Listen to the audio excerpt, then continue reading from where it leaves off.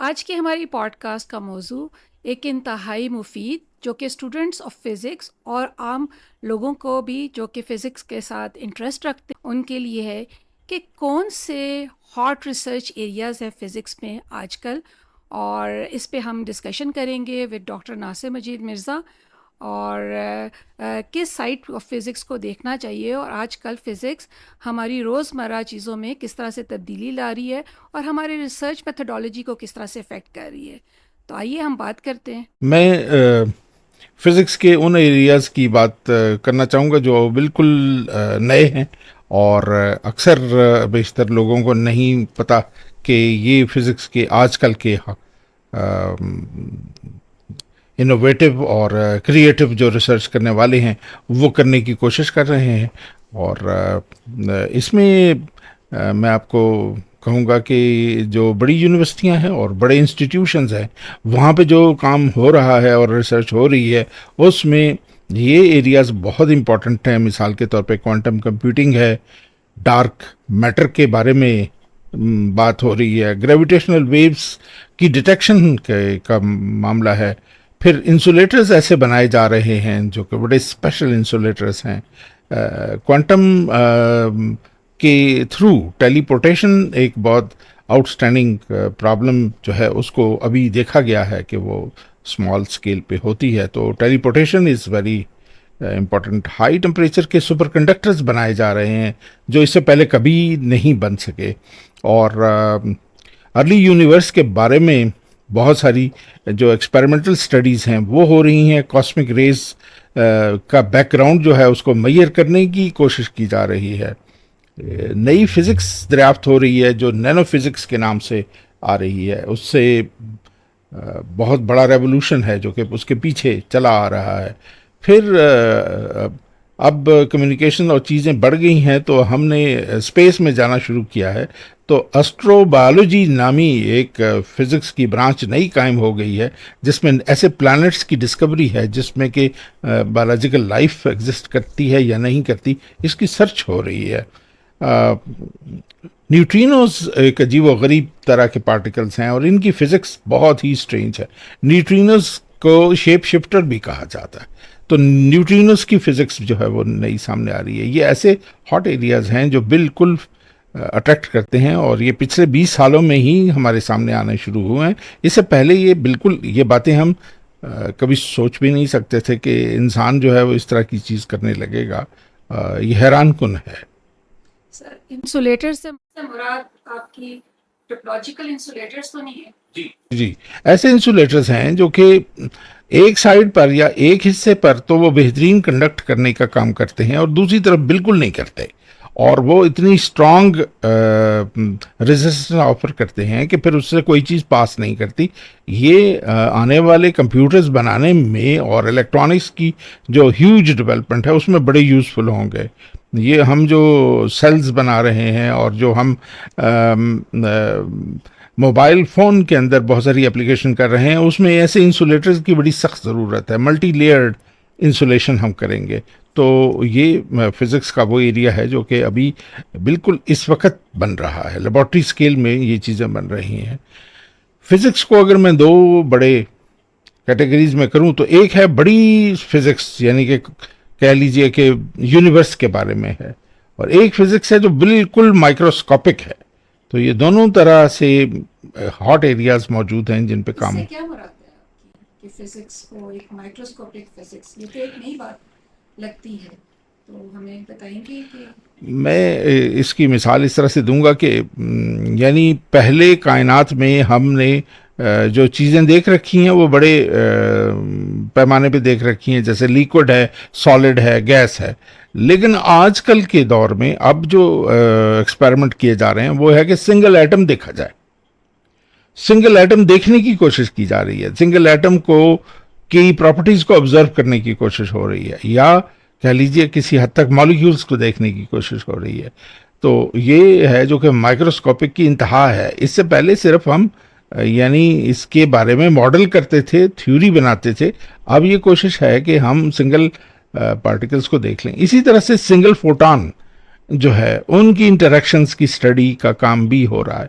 वो एक कैविटी में बना के बहुत सारे काम लेने की कोशिश की जा रही है। ये सारा एरिया जो है ये क्वांटम इंफॉर्मेशन की तरफ लेके जा रहा है, और इसी से वो बातें भी की जा रही हैं जो किसी ज़माने में स्टार ट्रैक में की गई थी कि हम क्या टेलीपोर्ट कर सकते हैं, एक जगह से दूसरी जगह ट्रांसफ़र हो सकते हैं। तो भाई वो पार्टिकल्स के लेवल पे, यानी सिंगल पार्टिकल के लेवल पे तो अचीव कर लिया गया है। और किसको यानी कि आप कह रहे हैं कि teleportation of a single particle possible हुई है? जी, कुछ आप बताएंगे, क्योंकि ये तो एक नई बात ये है। बहुत बड़ी लीडिंग यूनिवर्सिटीज़ जैसे टेक्सास की है, या जो प्रिंसटन है, उसमें एक्सपेरिमेंट्स के सीरीज़ किए गए हैं जिनमें ये किया गया है कि ना सिर्फ करीब करीब रख के ये बात की गई है कि इधर इधर वो पार्टिकल जो है वो प्रोड्यूस किया जाए और दूसरी तरफ उस पार्टिकल को फिर ट्रांसपोर्ट कर दिया जाए, यानी इधर से वो डिसअपियर होगा और उधर अपीयर हो जाएगा, और वो पूरी अपनी प्रॉपर्टीज के साथ अपीयर हो जाएगा। तो ये काम किया गया है। इसी तरह से एक फोटॉन इधर डिसअपियर होगा और दूसरी तरफ से अपीयर हो जाएगा, या एक कैविटी में पाए जाने वाली चीज़ें दूसरी कैविटी में जनरेट कर ली जाएंगी। ये टेलीपोर्टेशन तो बड़ी सक्सेसफुल हुई है। एक कमरे से दूसरे कमरे में भी ये अचीव कर लिया गया है। लेकिन लार्ज स्केल एक्सपेरिमेंटेशन जो है वो अब नीड है और इसकी कोशिश की जा रही है। इससे फ़ायदा क्या होगा? इससे फ़ायदा ये होगा कि हमारी इंफॉर्मेशन एक जगह से दूसरी जगह शायद बहुत बेहतर तरीके से जाने लगेगी।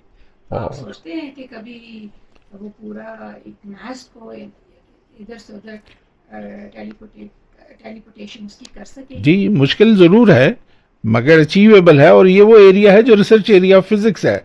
यानी आप गौर कीजिए कि ये हमने पहले कभी सोचा नहीं था। इसी तरह से अगर ये मुमकिन हो जाए कि हम बगैर एनर्जी ज़ाया किए, एनर्जी को ज़ाया किए बगैर सुपर कंडक्ट कर दें, हम बिजली को एक जगह से दूसरी जगह तक लेके चले जाएं बगैर ज़ाया किए, तो किस कदर यानी फ़ायदे की बात हो जाएगी। अभी 40% के करीब लॉसेस हैं जो कि सिर्फ और सिर्फ रास्ते में केबल्स की वजह से हो जाते हैं।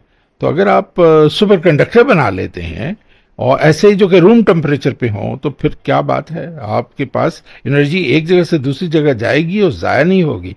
तो लॉस जब ख़त्म हो जाएंगे तो हमारे पास तो रिजर्व बहुत ज़्यादा हैं इसके, तो हम फ़ायदा उठा सकेंगे। ये भी रूम टेम्परेचर पे सुपर कंडक्टर बनाने की जो एफर्ट है ये अब बहुत तेज़ है और इसकी बड़ी कोशिश हो रही है, और अगर ये अचीव होते हैं तो इससे बहुत सारी चीज़ें बहुत आसान हो जाएंगी।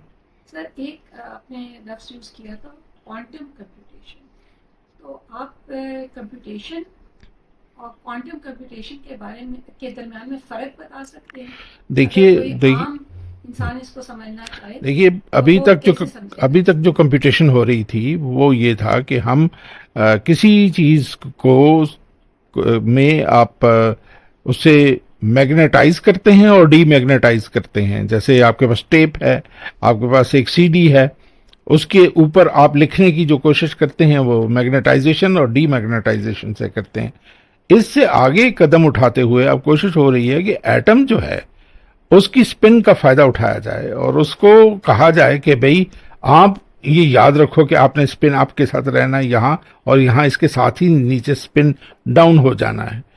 ये क्वांटम के बिट्स बनाने की कोशिश है। ये क्यूबिट्स के नाम से मशहूर है ये बात, और इसकी एफर्ट हो रही है कि हम एक सीरीज में यानी एटम के स्केल पर जाके इंफॉर्मेशन स्टोर कर लें। इंफॉर्मेशन से मुराद वही है कि लॉजिक के बिट्स जो हैं यानी 1 और 0 ये स्टोर हो जाएं। तो इससे क्या होगा? इससे ये होगा कि तकरीबन इन्फिनिट मेमोरी हासिल हो जाएगी। इससे होगा ये कि बड़ी प्रॉब्लम सॉल्व करने के लिए कंप्यूटर बन जाएंगे, जो बड़ी से मेरी मुराद है रियली बिग प्रॉब्लम्स। मैं उसको कैसे कहूँ कि वो ट्रिलियन से भी ट्रिलियन टाइम्स जो सॉल्व करने का तरीका है वो हासिल हो जाएगा। तो एफर्ट ये है कि अगर इस तरह के कंप्यूटर हम बना लें जिनमें कि एटम बाई एटम मेमोरी रखी जा सके, तो गोया फिर तो इतनी मेमोरी बन जाएगी, इतनी चीज़ बन जाएगी जो इससे पहले कभी नहीं हुई।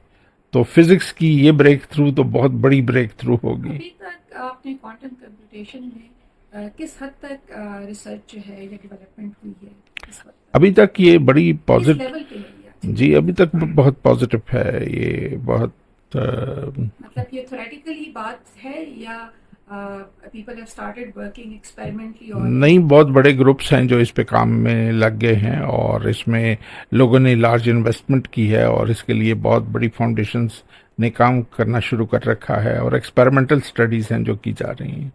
ये कोई ऐसी चीज़ नहीं है जो सिर्फ अभी थ्योरी के तक हो। तो ये एक जो अगर स्टूडेंट्स जो हैं वो अगर क्वांटम कंप्यूटेशन के स्टडीज़ को जानना चाहें और उससे रिसर्च एरिया को लेना चाहें तो उनको फिर कौन सा रास्ता फॉलो करना चाहिए? बेसिकली तो जब स्टूडेंट्स पढ़ना शुरू करते हैं तो उनको जो बुनियादी सब्जेक्ट सब फिज़िक्स हैं वो बहुत अच्छी तरह से तैयार होने चाहिए। लेकिन मैं ये बता रहा हूँ कि वो ये ना सोचें कि खुदा न खास्ता इनको पढ़ने के बाद कोई फ़ायदा नहीं होने वाला। आने वाली रिसर्च इसी चीज़ में होने वाली है और उनका उसमें इनपुट मिलने वाला है, तो इसलिए उसको बहुत ही तवज्जो से देखें। जैसे कि क्वांटम मैकेनिक्स जैसा सब्जेक्ट है, सब्जेक्ट देनी चाहिए। तो वो उसके अलावा जो आजकल की लैंग्वेजेस हैं उनमें से कोई ना कोई अच्छी लैंग्वेज सीख लेनी चाहिए जो कि काम आती है, प्रोग्राम बनाने में, लिखने में वो मदद करती है। लेकिन उसके अलावा मैथमेटिक्स है जो कि अच्छा मैथमेटिक्स है, अगर क्योंकि इसके लिए ज़रूरत है इस बात की कि वो इसके साथ ही साथ एक मजमून जिसको इनक्रिप्शन बोलते हैं वो सीखें। तो इनक्रिप्शन से मुराद हमारी मैथमेटिक्स की एक ब्रांच है, एक सब्जेक्ट है, लॉजिक है। तो लॉजिक को सीखना पड़ता है और लॉजिक बनाने को सीखना पड़ता है, कन्वर्जन को सीखना पड़ता है और ग्रुप थ्योरी को सीखना है।